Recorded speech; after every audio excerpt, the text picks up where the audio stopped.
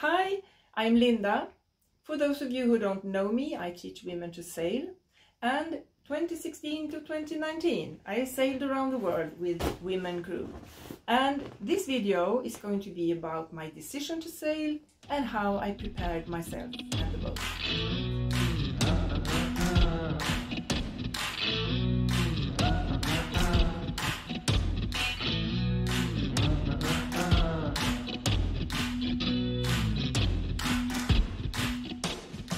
Let's go back to 2004. In June, that's when I left Sweden together with my kids. They were 12 and 15 at the time, and a friend of mine.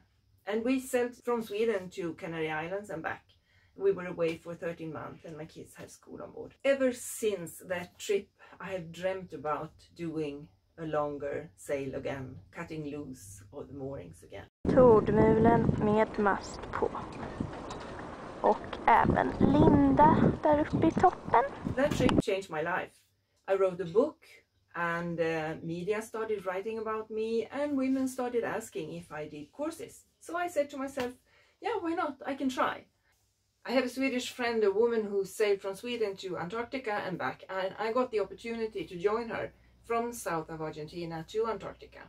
You know, we were laying there together with quite a few other boats, many of them French, waiting for weather and preparing the boat for the crossing of the Drake's Passage.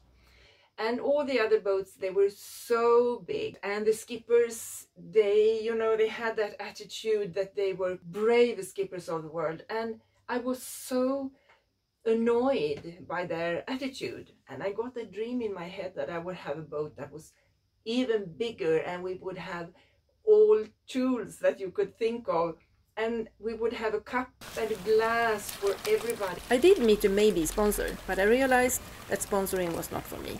I want to make all decisions myself and take into consideration only my family and my crew.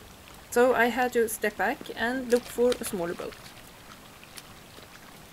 By that time, my kids had left home, and I have met the man that now is my husband. And I sold the house outside Stockholm where I'd been. It's a small cottage where I'd been living with my kids. But for the money that I got from my little cottage, I could buy Peristera. Peristera was in charter until 2013 when I bought her. I have the English-American license Master of Yachts, and unfortunately Sweden does not recognize it. So since I was going to do this with paying crew, I have it registered in Greece.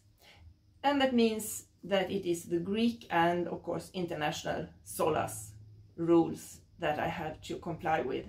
In the summertime I did my sailing courses in Sweden, and then it was in the autumn and in the spring that I wanted to sail in Greece. And that is low season, so there is only one flight from Sweden to Greece per day and only one ferry. It means that I could only have my 1 week sailings in Athens or Rhodes that had direct flights. Rhodes is a great sailing area, but after 7 years, both me and my crew wanted something new. So I was sitting in my chair thinking,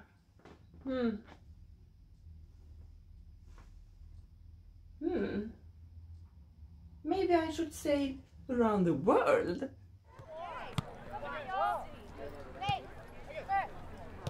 The departure date I set to 23rd of April 2016. And since I was going to have different crew coming and going, I had to plan at least a year in advance. Of course, my big question was, how do one do that? How is it possible? So what I did was that I estimated an average time that it would take to sail from one point to another. And then I doubled that time. And actually this worked out very, very well. I did not miss one single crew change in 3.5 years. So I have this old charter boat. I have lots of rules to comply with. I have ideas of my own. I have got lots of bookings, so I have booking fees. So now it's time to start to transform Peristera into a blue water sailor. One premise for all my considerations is that most of my crew are neither very experienced nor very strong. So everything on board has to be very easy to handle. The mast on Peristera had probably not been down since the boat was built in 2001 because it was very, very stuck. They had to work hard to get it off.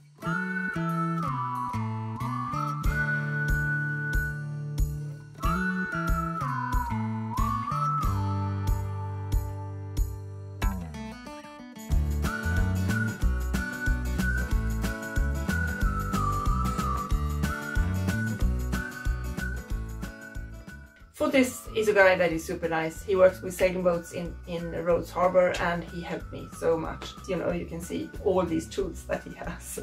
Kyriakos made 2 sails for me, a jib and a treesail. The jib I have used a lot, the treesail not once.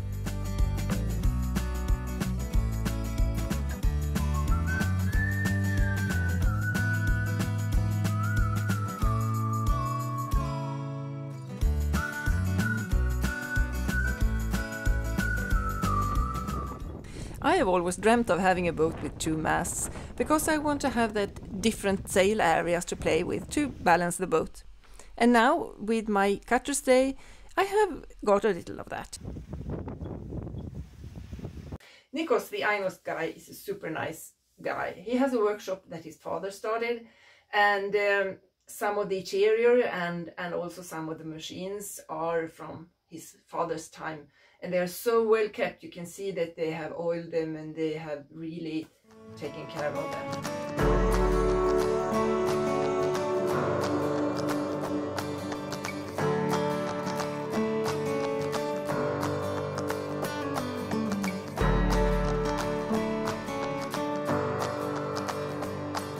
The roll bar with 300 watt solar panels. I could use more. With antennas that I use and antennas that I don't use. And then the davit for the dinghy. Since the wind vane came into place, there is not room anymore for the dinghy to hang in the davit. Before I had this bow, the compass was often used as a handle. When my husband is on board, he likes to sit there, so it's called Lasse's Corner. I put so much money into equipment that I never used. This Inmarsat installation is made because of the regulations for commercial sailing. It was expensive. It was expensive to buy, expensive to use. It was complicated and it didn't give me what I wanted. So later on I bought a small cheap Iridium Go that I got weather forecasts in color from. So much more useful for me for what I was doing than the text that I got from the Inmarsat. For my sailing trip 2004 to 2005, I installed a SSB radio on my Swedish boat, and I isolated the backstay to use as an antenna. I had a copper plate outside the hull to have as a ground plane, and I took that SSB radio to Peristera to have as a, you know, a possibility of spare.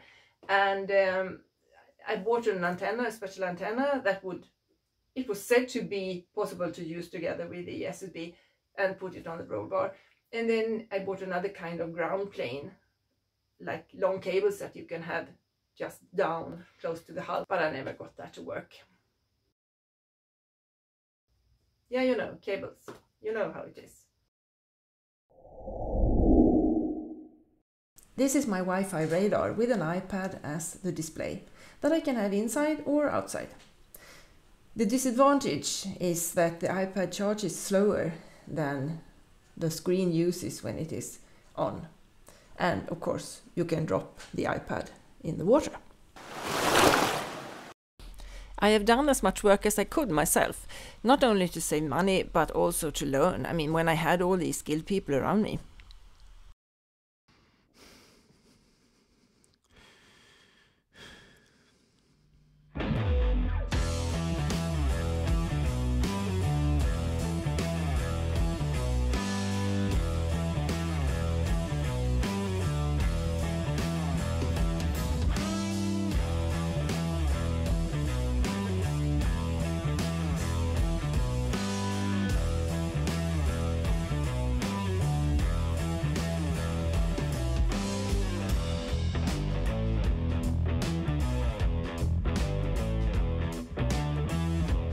I have installed most electric stuff in Tormulen.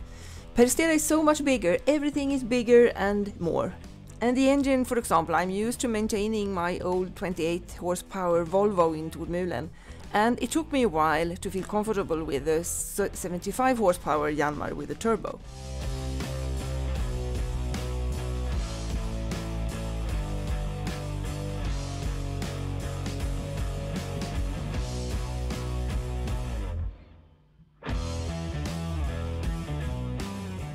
To have Peristera registered in Greece, I had to start a Greek company. It is paperwork to an extent that at least I am not used to. And very little happens if you are not constantly asking and pushing. The last weeks before my departure, I was still struggling with issues that started many months earlier. I don't understand Greek. Nobody had ever wanted to sail commercially with a Greek charter boat internationally before, and I'm a woman. When we met Angelos, Lasse took notes. After long meetings where I almost drowned under these masses of words in high voices, we had some beers and went through the notes. I did what I could, but the papers from Athens were not ready the departure day. Yorgos, that tried to help me from Rhodes, was disappointed at me for not being able to produce the papers, and I just didn't know what to do. Elias at the boatyard, he said, "Why don't you just take the boat and leave?"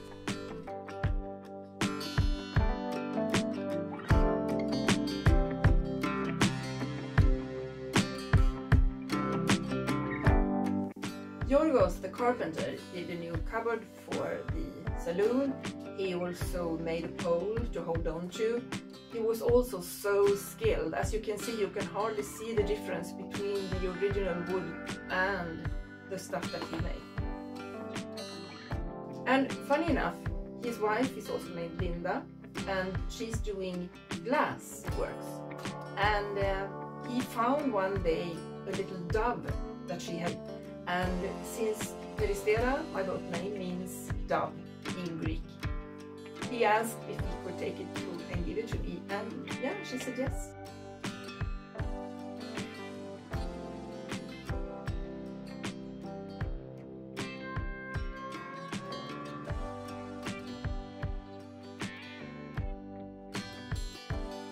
For the double beds below, I made wedges out of foam, long wedges that you could put under the mattress to make the bed like a ditch that you won't roll off. And that works perfect. And the wedges are also very good because the two that shares cabin, they maybe feel a little awkward while rolling into each other at night. So they use the wedges even in harbor, just to make some kind of privacy border in between them.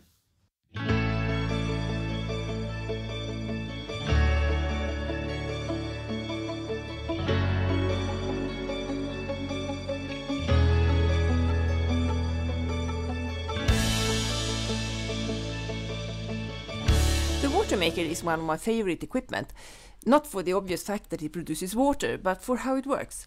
The basic principle is reverse osmosis, that water pumps through membranes with a very high pressure. Out comes pure water, so pure that you need to add minerals for it to be good to drink.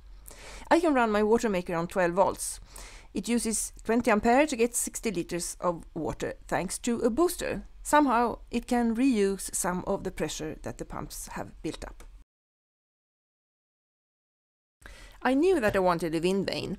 I had heard so many stories about electrical autopilots that broke down, spares were sent slowly to remote areas of the world. And electricity costs. If I would only use electricity for all steering, then it would be fair to take that cost into account when judging the price of a wind vane. I quickly realized that I wanted one with auxiliary rudder, because I wanted the safety advantage of having an extra rudder. I searched the web for experiences and recommendations. Everybody that had hydrovane were satisfied. The function is of course the priority, but one more advantage is that it is attached to the boat with strong but few stainless tubes. That way I got most of my swim platform free, and I got an enclosed area for fenders, etc.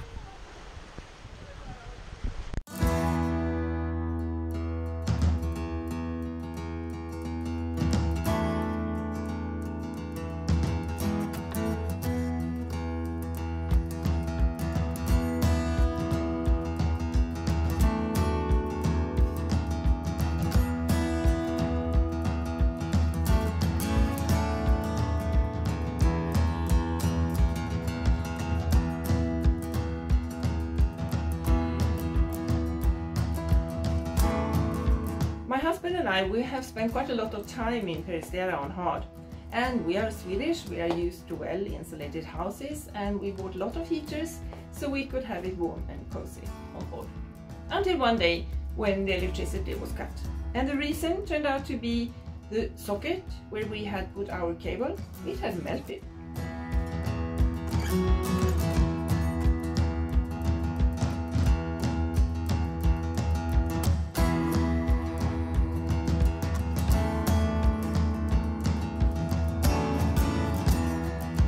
The inflatable Solos approved life vests, they are like, it's two compartments. So each side has its own compressed air and cartridge, which makes them very, very heavy. And I just realized that they were so uncomfortable, we could not be using them on board. So since I had to have Solos approved life vests on board, what I did was I bought the cheapest ones, you know, that kind with orange big boxes that you have in front of you. And then I stored them somewhere, and I bought this offshore approved life vests with a lifeline and with a lamp and with a spray hood.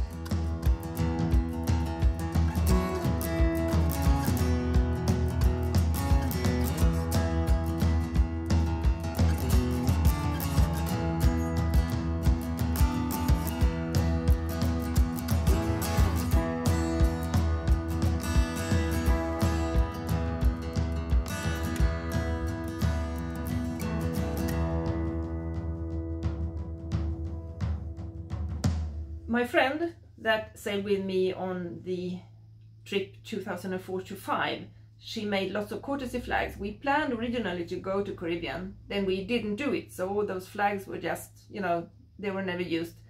So I was so happy to take them with me now and use them.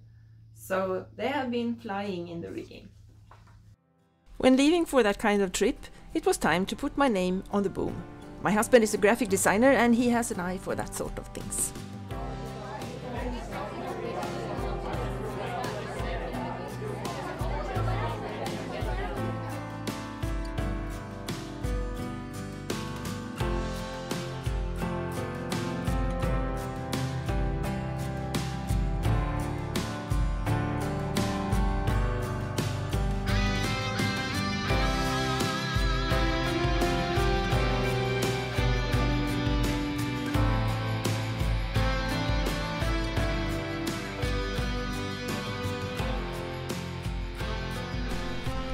If you like what I do, please consider supporting my work through Patreon.